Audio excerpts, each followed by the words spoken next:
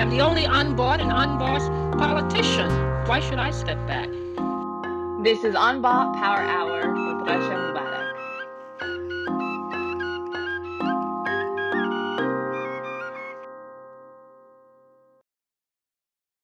Hi. هاي حبيبتي. Hi, صباح الخير. Good morning. صباح النور. أنا مصبحة، أنت تاري فايقة من الساعة 6. أنا هلا بالعكس, you made me شعر hammam this morning. I was وحمام. like, oh, I have to wash my hair for Noura. Yeah, well, I didn't wash mine for you, but نسامحك. Noura, thank you so much. I just want to start off by saying it means so much that you're on live with me, considering everything going on really in the world, but also in your life with your family. Allah yirhamu Ahmed Erakat. And we had planned to go live before all of that. And, you know, I had a conversation about if you still were up for it, and just know that, you know, we're all holding that and carrying that, and just know that we love you, and just, you know, so we want to dedicate this UNBOUGHT Power Hour to Ahmed's story. just So let me anything thank that you. you want to talk to. Yeah. So Yeah. I mean, love and solidarity. oh, this is not gonna work. How is this gonna work? I feel like I keep outing myself as being completely technologically inept, you know? My students have already discovered it. When they try to send me their papers or assignments on a Google Doc, and I was like, what's this? What, Yeah. what happened to Word? What's Right. this? And now I can't figure out what to do with the camera as I'm talking to you. I guess I'll just hold it. You know, thank you. I was, yeah, I mean, it's really hard. I was telling Rasha earlier, it's been really hard. It is really hard. There's no escaping it, you know? I wake up and I kind of want, you know, sometimes I forget I'm in the comfort of my family or my friends, and I have like moments where I'm just like, oh, my life is not horribly scarred, right? And then I come back and I was like, wow, it is, you know, and you can't escape it. And there's something about this type of violence and loss that's really inescapable. And there's an added dimension. I'm still figuring it out. I don't know what it all means, but you know, watching your loved one violently, you know, executed publicly, and then left out to bleed. There's layers and layers of that you're just, I'm still processing. I don't understand. I just don't understand. I don't understand how you share that moment with the world, right? I don't understand how you process that. I don't understand what this means for us as Palestinians, especially because like when I'm this is my work. I look at the numbers This is all what the you time. do. This is what I do. I look at the numbers all the time. Like he's one cousin, and I'm thinking about, you know, the numbers I rattle off when I say 217 Palestinians in Gaza in 2018, or when I do the research on Israel's shoot to kill policy and find that Israeli snipers shot above the waist, in the head, in the neck, in the torso, or in the back, 90 9% of Palestinian protesters in Gaza. All of a sudden, these numbers, which I already knew were dehumanizing, and was precisely why We Are Not Numbers is so significant. You know, the youth organization in Gaza, it's an incredible organization. That name of We Are Not Numbers has even more meaning of like, wow, and I'm 217 واحد, and here's just one. And how does that one violent execution reverberate in the lives of entire families that we're not, you know, we're processing? And then, you know, the other level of it is, and this is just the honest truth, I mean, to be this, you know, just super human about it. Of course. We've been, today is day 20. Tomorrow will be 3 weeks. Today is day 20 of Ahmed being killed and his body in a refrigerator at the Forensic Institute. And we're working day and night just to get his body back. You know, it's like, not even the process of justice and what, fighting for. or accountability, or an Right. apology, or a full-on investigation, or tell us about that Hyundai accent he was driving. There have been complaints about that car since 2012 in South Korea. It's a Korean car. We can't get the black box. We're working, but I can't tell you, like, we are working with an organization that's looking at the video itself that they released to see how it's been doctored.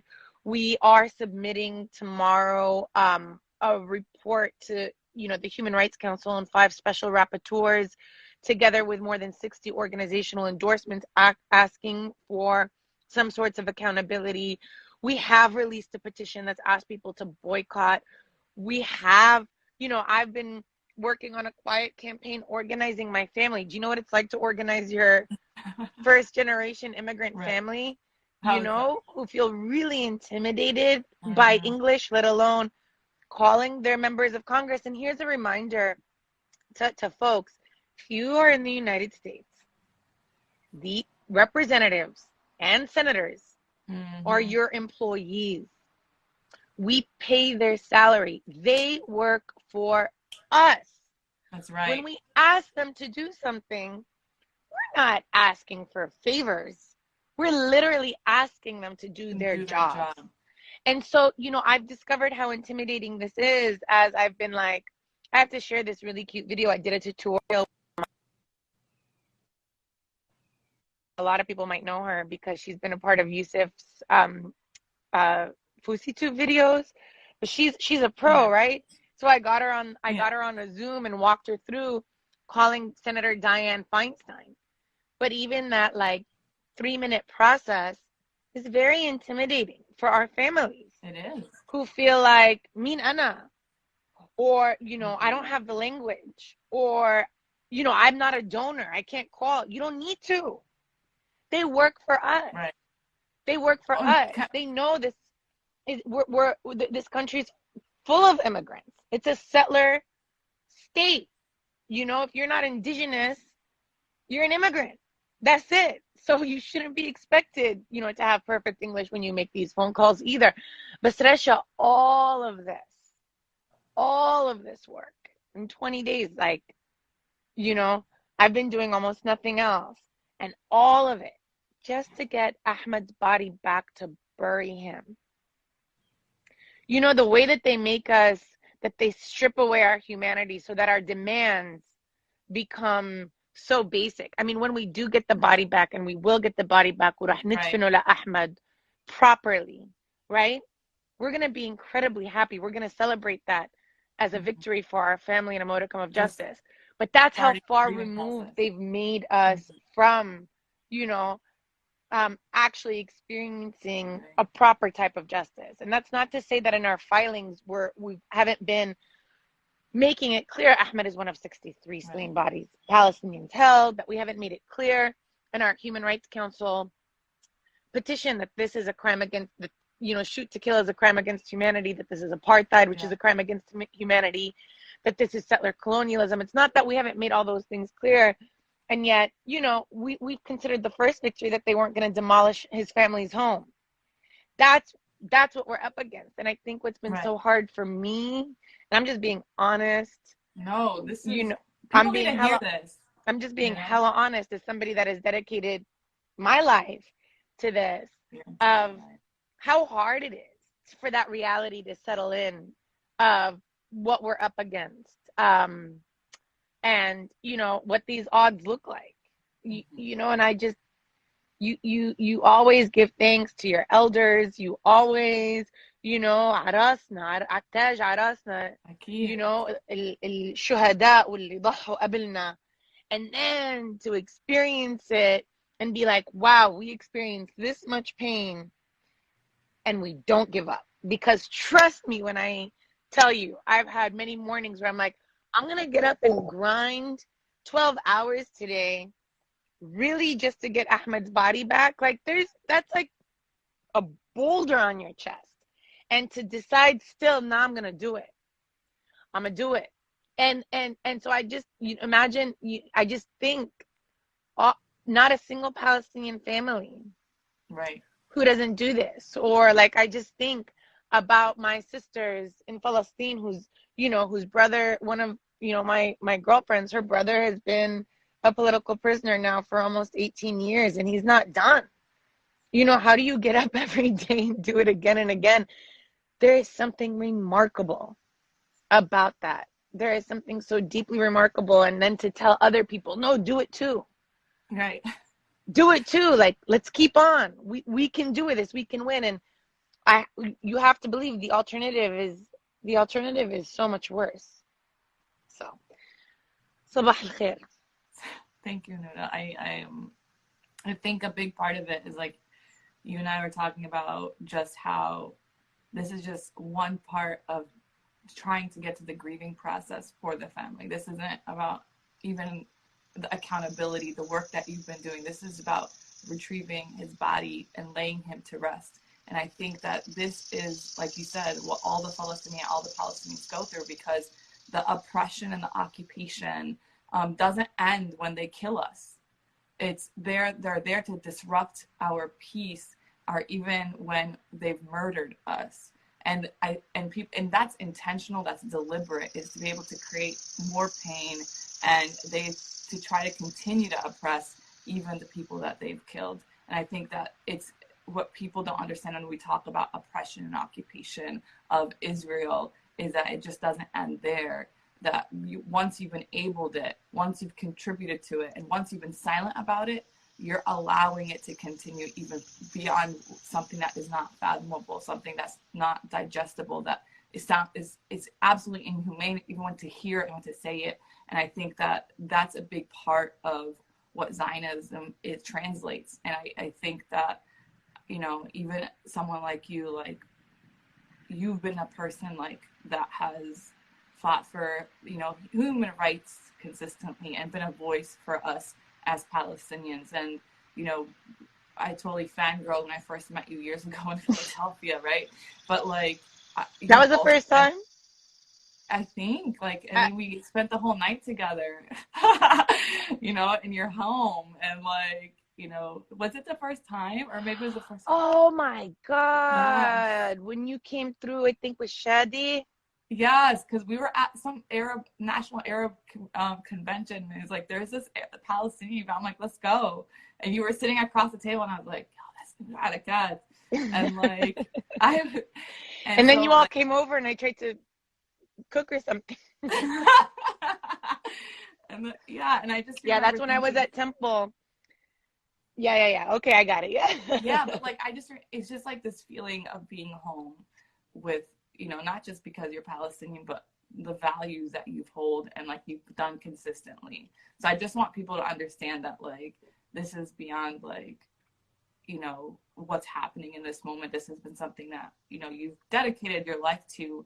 And I think that also, like we talked about, the elected officials, right? A big part of why like I created Unbought Power is really because of what you saw happen in 2018. Like, Noura, you threw down with me. You're not even from Florida, but with the governor's race, and how they tried to deem like this progressive platform, but say that Palestinians aren't important, and I just want to say that like, when we're talking about like your mom calling, or that older generation calling, yeah.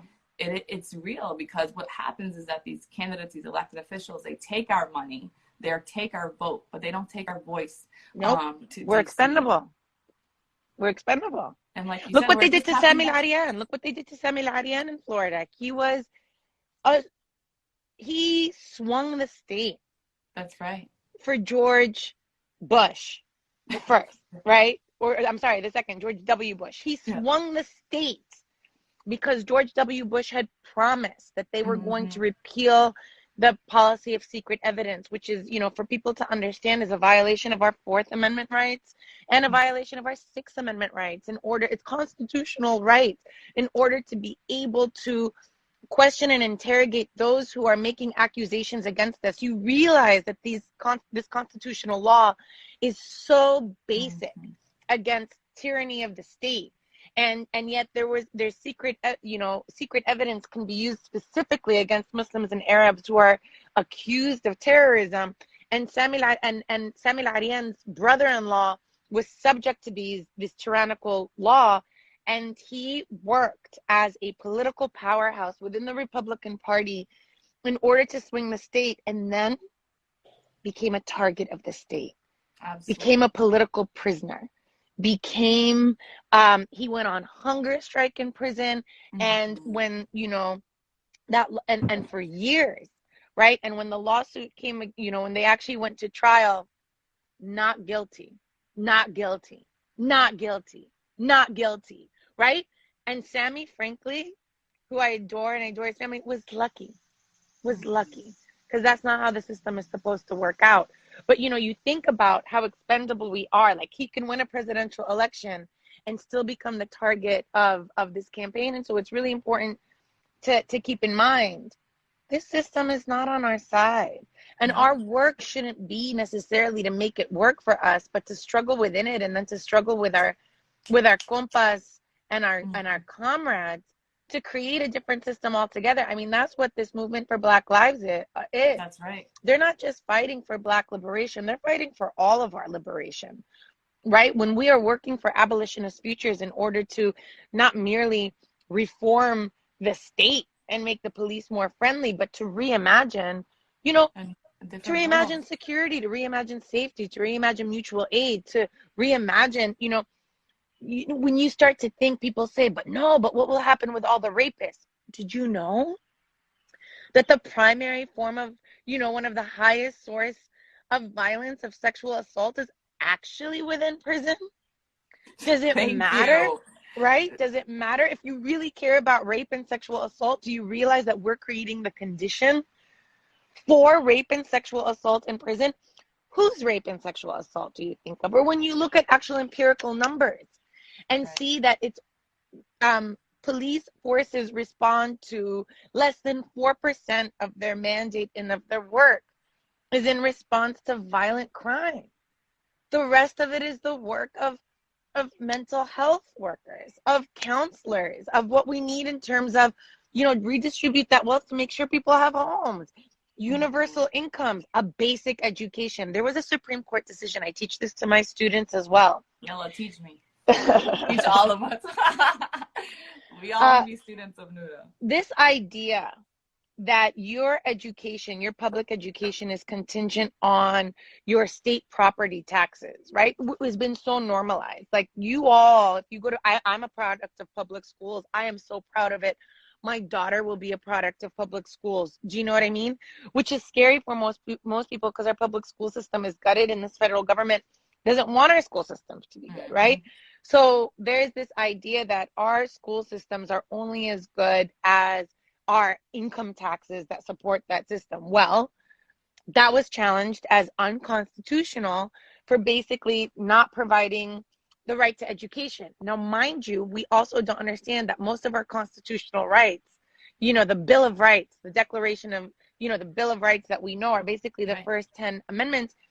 None of those are positive rights. They're all negative rights. They're the rights of what the state cannot do to us. The state cannot infringe on our right to free speech, to religion, to assembly. The state cannot infringe, cannot, search and seizure without a warrant, cannot, make us confess against ourselves, cannot enact cruel and unusual punishment, and so on and so forth. None of them are positive rights. We don't have a right to education. Because we don't have a right to housing. Meant to protect us or see us. None of it. Or flourish. So here's the Supreme Court decision, which basically took on the issue of, wait a minute, but the right to education should be a right that isn't contingent on wealth. And so a Santa Fe school district sues, basically alleging that the immigrant community that lives, it's always across the river, across a railroad track, some sort of demarcation that said, our children are in crumbling classrooms. Meanwhile, the schools across the way are already having access to technology, to new textbooks, And the Supreme Court said no. Why? The decision that was made, and I haven't reviewed this is off the top of my head, but the decision, the attorneys argued that in order to be able to exercise your right to free speech, you have to be entitled to an education. So even though the Constitution doesn't protect that right to an education, your right to free speech, your ability to protest, to assembly, to organize, to media, right, is all contingent on the education that you receive, right? So then it must be, there's a nexus. It was a nexus argument. And Supreme Court said no, because it's not this, the Constitution doesn't guarantee a right to the quality of free speech, only the opportunity for free speech. And this is really important for people to understand. We don't guarantee equity. Equality just means you have the same chance, but it doesn't mean that you're going to have, the same lack of impediments or the same aids or the same tutors or the same advantages. And that set a precedent. The other thing that they found is unlike protected classes like religion, there are certain protected classes under the 14th Amendment. So your nationality, your religion, your race are all protected classes. And the argument was that wealth, if you're poor, that's a protected class. Supreme Court said no, because you can change your wealth status. You can't change other things voluntarily. I mean, this is why the law sucks sometimes. And then the last argument that was made was that the Supreme Court made was that, well, if you look at wealthy neighborhoods, there's always pockets of impoverished people that are living there. And so it means that all, this minority is also getting access to an education. This is our Supreme Court jurisprudence that has basically set up our system to produce inequity as a matter of law, right? So I just want to take it back, because for folks who have just signed on, and I might actually going crazy on the chat, by the way. Okay, well, you can ask me questions. I run my mouth, y'all. They love it. They love to see it. We all do. Keep going. But like Resha, and I might share this maybe, but my mama's tutorial, like the basic thing of getting on the phone and telling your senator, do your job. Do your job. You can't let Israel keep our cousin in a refrigerator. Right. And speaking of law, the Israeli Supreme Court in 2019, this isn't like, we don't have to go far, right? We don't have to make up things for Israel. They say it all for themselves. And for, ardent Zionists who accuse anybody who makes these arguments as anti-Semitic, it's like, we are literally using your own language and your own logic. Here's why the Supreme Court in 2019 upheld the Israeli military policy of withholding Palestinian bodies. Mira, one, they want to be able to keep the bodies in order to use them as bargaining chips with the families, in order to insist that they provide information that they may need and some intelligence. That's how sick. It's disgusting. Number two, in addition to getting information, they want to keep the bodies in order to make sure that when they give the body back and that there is a janazah, that it be small. You have to limit it to like 20 people, and you can't have because a community. They don't want it to be part of the movement. Nope, you don't want our death to, like, look at the death of George Floyd, the murder of George Floyd, right? That has sparked what we see as a rebellion. They don't want that. Of course not. This is part of suppressing us. This is part of the forcing of denial. Number three, they want to keep the bodies as a possibility for a prisoner exchange with Hamas, or like a body exchange, masalan, with Hamas, or otherwise. And number four, honestly, I think the one that's the most real and the most telling, they just want to send a signal to other Palestinian families: don't you dare try, because we will make sure your life has no dignity in life or in death. And to remind the Palestinians that they believe that their life is more valuable. That's right. That's right. So for all these, I want to sib, but I won't on your program. But when somebody comes at me and they're like, you're anti-Semitic, I was like, really? Because that's what your highest court said. Right. I didn't say that. I didn't say that. I read. I tell you what they said. So I don't understand why I'm the problem. definitely not the problem. And I think like you make a huge point about movement for Black lives and what this has meant. Just years ago, we saw it was problematic, even in like this side of the aisle, for people to say Black Lives Matter. Now people are taking a knee. Now people are saying it, and That's right. It's symbolic, and it's not translating around where we need to see. So what you mentioned about movement for Black lives is they're the largest movement happening right now. People are listening to them, and they're standing with the Palestinian. They're standing with the Palestinian rights movement, and I think that's telling, right? And it's how we struggle together. And when you're on the right side of justice, you're not leaving one community behind. You're not leaving one person behind. You're not leaving one group behind in the name of justice. And I think that that's what people aren't understanding, that, you know, this movement for equity and justice and freedom and liberation globally, what it looks like is beyond fighting to, you know, arrest the killers of, you know, Breonna Taylor. It's more than that. It's about defunding the police. It's about the oppressive forces here and across, you know, the seas. No, I think that's a really important point. Like, to date, we can't even get, you know, they won't even release the warrant. They don't have records of the, you know, the warrant to enter into the home of the person that led them, that gave them permission to go into Breonna Taylor's home in order to, and then who killed her. But like, it's just a mistake. What mistake? Right. What mistake? You know, my baby brother is a pediatrician, and he says, you know, in his industry, if he made a mistake and went into the wrong room and administered the wrong treatment for a patient, he will be put under investigation, on probation. He might lose his medical license. Why is it that we can't even have, like, just as an industry, like it's that much, and because it's not just an industry, this is an organized form of state violence. And this organized form of state violence is meant primarily to protect, frankly, you know, a accumulation of wealth that's incredibly unjust under a capitalist system. So unless you understand that the police are there in order to protect, right, entitlements, unjust entitlements, and white supremacy. That's just like, which is white supremacy. I mean, yeah. Like, this is what Cheryl Harris tells us. Whiteness is property. It's a property value, right? Like, they are there to protect these property values. And that's what they're there to do. They're not there to protect us. And so that's why we don't prosecute them. Right. You know, the same thing, like, I'm trying to get my cousin's body home so his parents can mourn. And Breonna Taylor's family is just trying to, like, have the state recognize that you can't do this again. Like, that's why you want to prosecute, so you can't do it again. That's the logic. And here's the thing that we have to remember.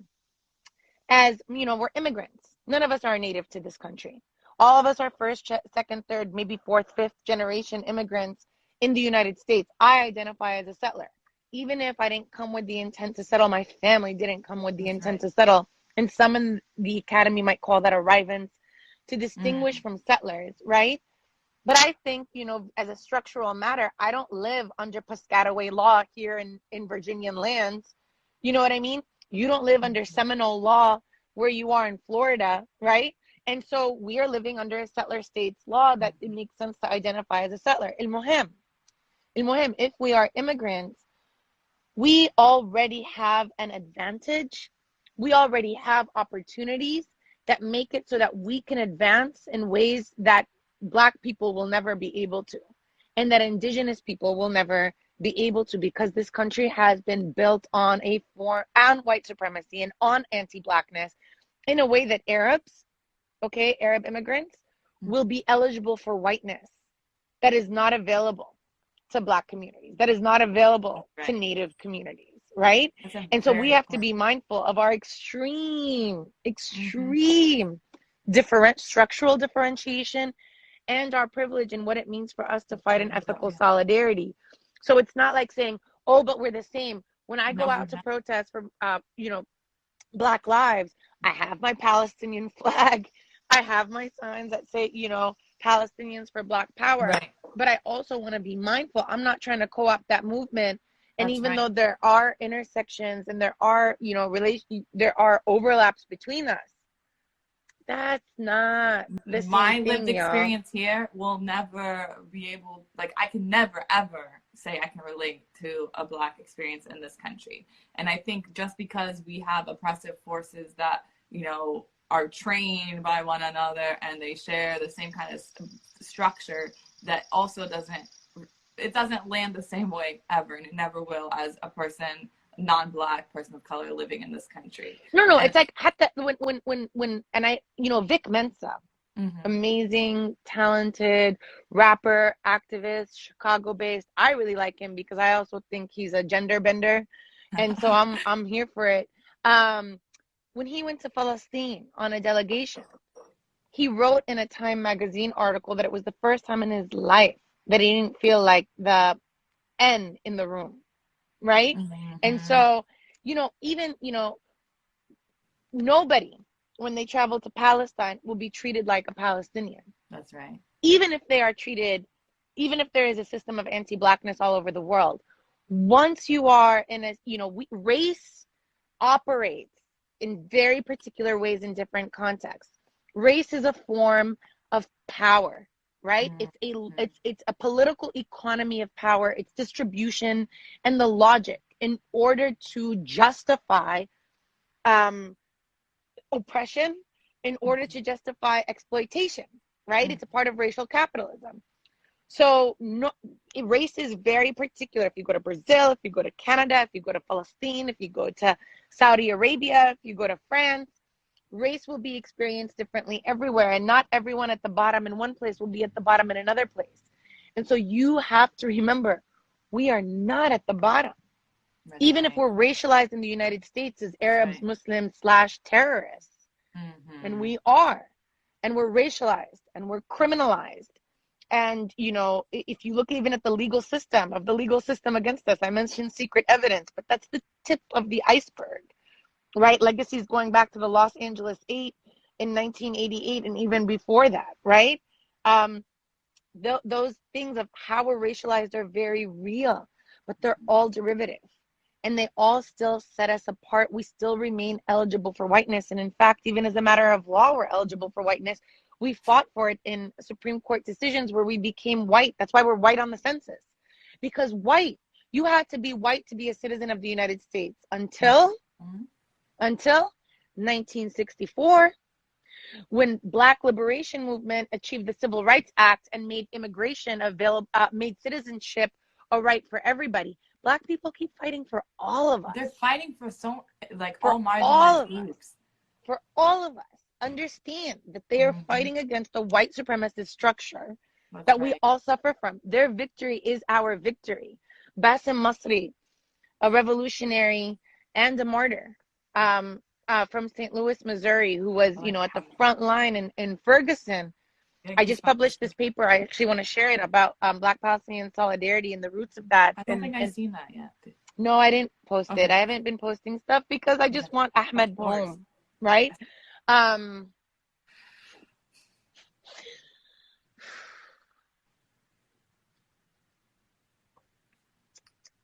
it's a lot, Noura.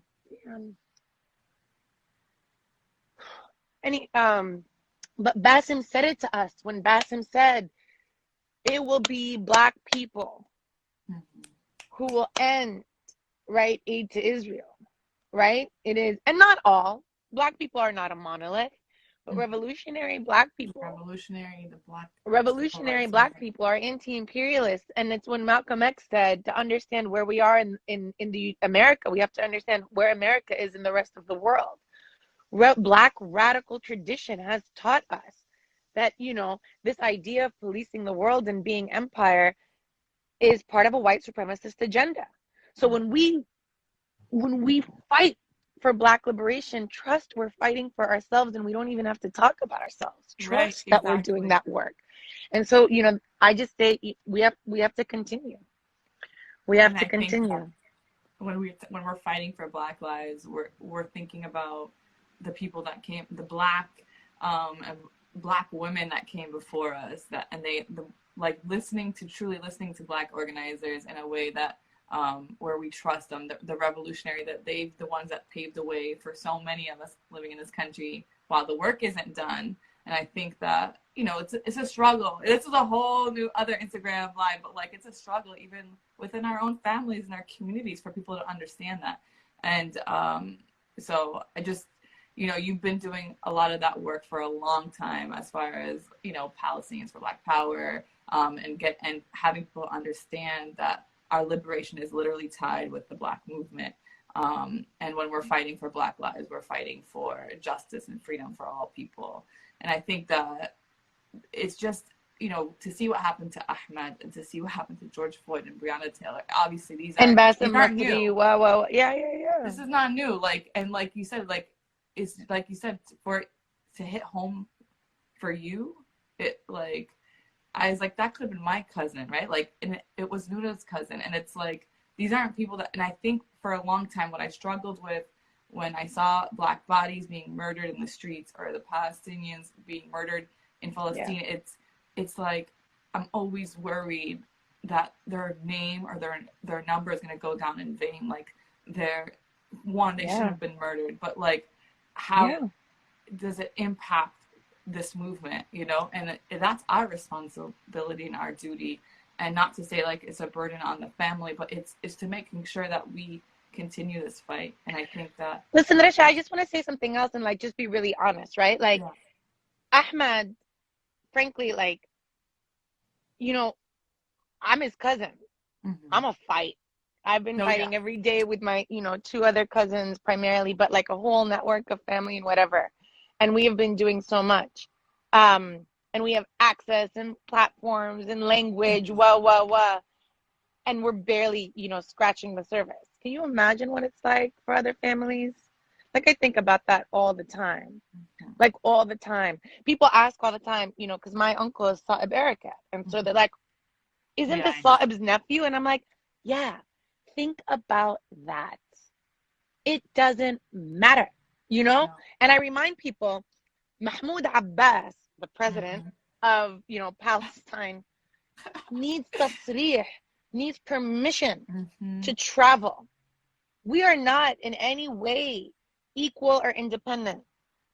Sa'ib couldn't even get permission for Ammi Sa'ib, couldn't even get permission for Ahmed, Allah Yarhamu's father, who was there at the checkpoint, to touch him, to hold him in his last moments. I mean, when you think about the lack of power, it is so deep, right? I wake up, my heart hurts every day thinking about oh my God, this is what we're up against. This is what we're doing. This is what we're trying to, you know what I mean? And then to say, well, you know what? All I gotta do, I've been given this lifetime, all I gotta do is carry this one brick and carry it to the other side, and the next generation is carry that same damn brick and carry it to the other side, and we just gotta keep on carrying those bricks over. They want us to give up, and when we give up, we disappear, and we will not disappear. We will never disappear. We have not disappeared. When I was in Hizmet, where your family is from, I was gonna say, like, you went to Hizmet, like, and was doing work where my dad is from, and it's like, you don't even know what that meant to me, because I'm just like, when I say Hizmet, people didn't know where it was, and nobody knows. The checkpoint is now there. So like, seeing you with my family, and it's just like, yo, like, I said, like, that. So we should tell the audience. We should tell the audience a little bit about Hizmet. Yes, please. So Hizmet is an East Jerusalem suburb that used to be populated of something like, 30,000 people. Today, since 1967, once it's been occupied, it's been reduced to a population of 7,000. It's also been surrounded by 4 Jewish Israeli settlements and a settler road that cuts across this, as well as the wall. The wall now cuts between Hizma, which is traditionally part of East Jerusalem, and Beit Hanina, which is now still on the side of East Jerusalem. And which is where my mom's from. Like, back then, they used to be able to walk to each other's villages and beddeds, and now it's just... Now your family, in order to just visit their family, has to go through a checkpoint. And I walk through that checkpoint on foot, and it's humiliating. And there are people stuck in the middle. But what's, interesting about Hizmet, I'm still, studying it, because it's, it's the microcosm of how urban planning is used in order to achieve settler colonial expansion. One of the things that somebody in Hizma told me, which just, makes me kind of like, right? Scared. is when they, somebody says to me, he was like, we're the thorn in Israel's neck. You know what it means to have a thorn in somebody's neck? They can't swallow. They're not restful. We're tiny, right? We don't kill, but we pinch. And we're inescapable. And that's what it means. Like, to just remember, despite whatever odds are against us, we are inescapable. We exist. We have, like, against all odds, Israel's the only nuclear superpower in the Middle East. And yet we've got people thinking about Palestine and struggling for Palestinian liberation. You know why? Because we believed in ourselves. Because we believed in carrying that brick across the way. That's right. And so, I just, I'm talking to myself as much as I'm talking to you all right now. I can't be more human. I've been like really having these conversations with myself too. I wish for like I could be with you right now and just know that like I feel it. I think I feel it, yeah. At a point in this work when you have these moments where you're like you wake up and you're like literally everything, every bone in my body is dedicated to this work, and then you feel like you're not able to even make any kind of change or impact. And then it's exactly what you're saying. I was able to come to the realization that I might not, inshallah, but I might not see it in my lifetime. But it's important to put in that work so for the people that come after us, that they're able to see it in their lifetime. And just know that everything that you're doing and everybody that's listening or watching, everything that y'all are doing, it is going to make change, and that we're gonna see a free Palestine. We're gonna see our people live in just a world where they're able to breathe freedom and just feel liberated. Like I remember when I would go, I haven't been back to Palestine in 10 years exactly this summer. Wow. And I remember like I was like volunteering with Palestine Medical Relief Society, and like my cousins are like, "You're so cute." I was like, "What?" And they're like, "Dictatori Palestine." I know. Like, they think we're so silly when we come home. People made fun of me in Palestine all the time. Every time I come home, I would go to refugee camps. They're like, "You're going where?" Like, but we and oh, sorry, Rasha, continue. No, and then we'll go on that. And one point that on like Ibn Ami, he's like, we just want to be able to go to university without trouble and have a crush on the girl in class and like live this life of just and that's really like telling, like people don't even have like the basic like they're stripped of their basic ability to like want to be able to live a life where why weddings are so important. Like I realize this because those are what they have to live for, and what people don't understand is that I love weddings. I love Palestinian weddings. Yeah, but like also like when you think about when I went to refugee camps and I met with this one woman, she was married early because they're refugees and they don't know like there's no other like alternative for some people. Her brother gets out of prison, who was in prison. He has PTSD, is abusive towards her. Like people don't understand like how just like the systems here when they talk about black fathers not being in the home, like nah, that's not it. Like you don't understand like this system is meant to debilitate you on every aspect of your life, right? And it's just I don't know. Go ahead. So I just want to say two things. Yeah, I think it's really important to like this. By the time you get to police brutality, that's like the end point. Like the dehumanization of Black communities, and really when we say anti-Blackness, it means limiting the possibility of life, the length of it, and the quality of it. Right? It's why Afro-pessimists may say that it's Afro-pessimism, right? But it's everywhere, from housing, right? Redlining, to access to credit, to access to healthcare. Black women don't get listened to when they give birth, right? Yeah, even doctors' visits are not trusted, are not prioritized. Like when we get to, even thinking about like education, Black children from a very early age. This is not because people hate. Racism is not hate. Racism is a naturalized system in the distribution of power. It naturalizes this work so that when you are the most loving, person in the world, and you want to be a kindergarten teacher and you love children, but for some reason you're putting the Black kid in timeout and you want to suspend her or him, whereas you're looking at other children and saying, oh, but they just have behavioral issues. That, okay? That, it's why we have this, who is his name? Bonilla, and I forget his first name, Eduardo Bonilla, I think it is, who talks about, this is a country of racism without racists. We all think we're not racist. Yes, we are. That's Even right. the best of us, because it's deep. It's like capitalism.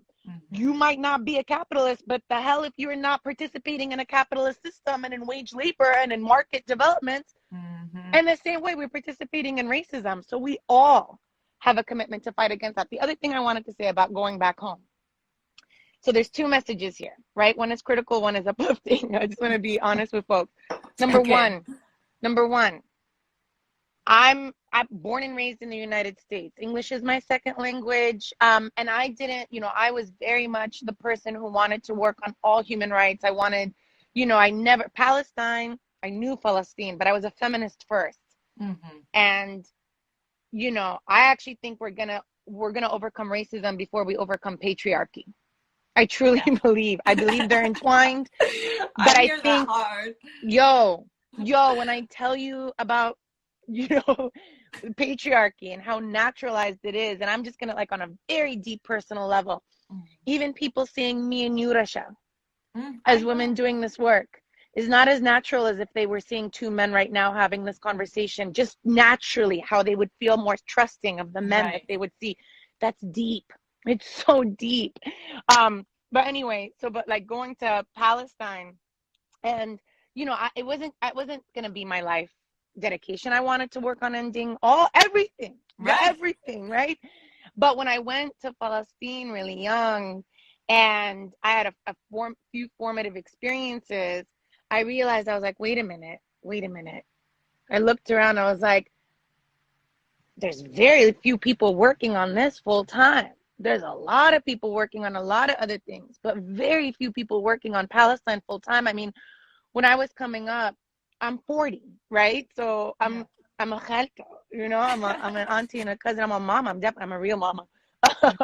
Although we all mama movements and people and, in our own ways. But I'm the reason I say my age is to say that when I was coming out of law school, around 15 years ago, there was no such thing as necessarily in the United States, Palestinian human rights, right? In the rest of the world, maybe, but in the US, that was like an oxymoron.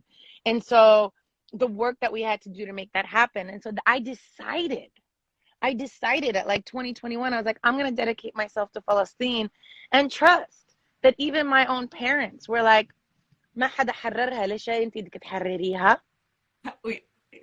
So just to translate that, nobody liberated it. Why would you? They want me to just make money, to have a good life, to be comfortable, to live in safety. Do you know what I mean? And I'm like, that's not how freedom works. Right. Freedom is a process, right? Freedom is faith, right? Freedom is the way that we are. I'm free. I am free, right? We are freedom.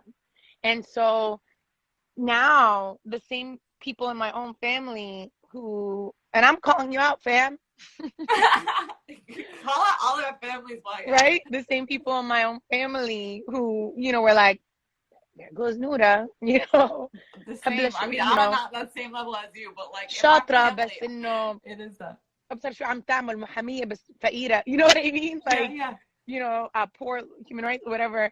Now they, I think that now, definitely at least my immediate family believes that, this is not for naught, that this is worthwhile. So that's the one thing. The second thing that I wanted to say is, one of the things that we've experienced on taking people to Palestine on delegations is that a lot of people in the United States go there and then are like, whoa, what the hell? I can't believe my country's doing this. And just word to the wise. You don't have to go all the way across the Atlantic Ocean to see how the U.S. is an imperial power, right? You have reservations in your backyards. You have ghettos in your backyards. We live in empire. And you don't have to go all the way across the Atlantic Ocean to see what the United States and to be committed to anti-imperialism and to be committed to reducing the military budget and to be committed to closing U.S. military bases and to be committed to stopping the proliferation of prisons in the United States and to be committed to recognizing Native massacre as genocide, right? You don't have to go that far. We start here. And it's all connected, and that's why our commitment and I I will be forever. My work begins in the movement for Black liberation and Native liberation, because in fact, if it wasn't for the BLM, it has been a source, and Nick Estes said this the other day on our webinar. It has been the source of opportunity to connect all of our struggles. And it's we not can't, new. It's not new. I think people don't realize that this is like from when they were fighting for Black lives in this country. They're also fighting for. We have an obligation. Do not be here and not fight for that. Do not be here and not challenge that. How do you do it? It depends. What are you doing in your life? Where are you? Do you know what I mean? There's not a one. If you are a cultural worker, you're probably going to create cultural works for us. If you are, somebody in politics, you're going to make sure that you work on policy developments. If you are a grassroots organizer, you are going to mobilize your community to create consciousness and redistribute wealth and mutual aid programs, right? If you're a student, you might be working on your campus in order to, work on divestment, but also work on illuminating the carceral technologies that are used in prison systems in the United States. There are ways.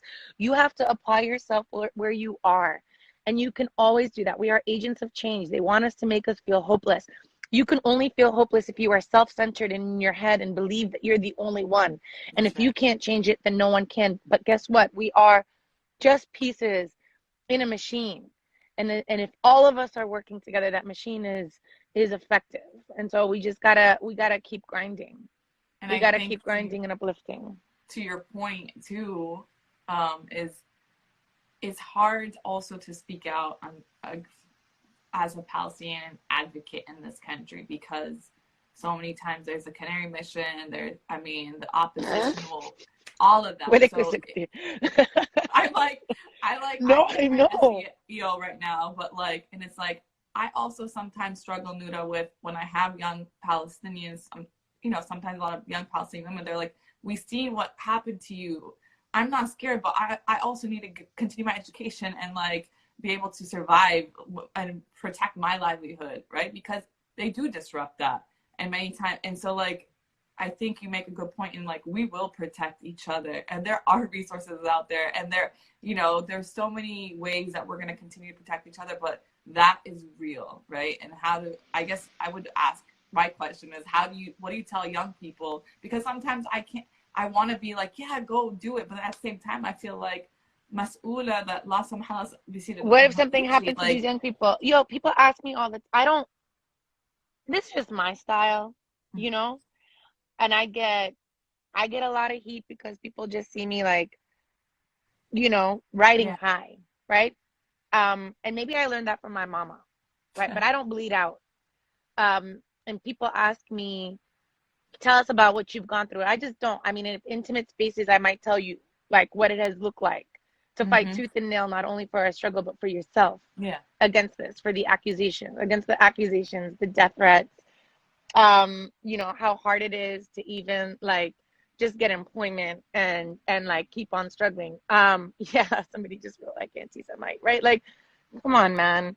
If I don't believe in Jewish liberation and Jewish emancipation, what the hell am I doing in this world? It's just so offensive. It's just such a self-centered and self-defeating attitude.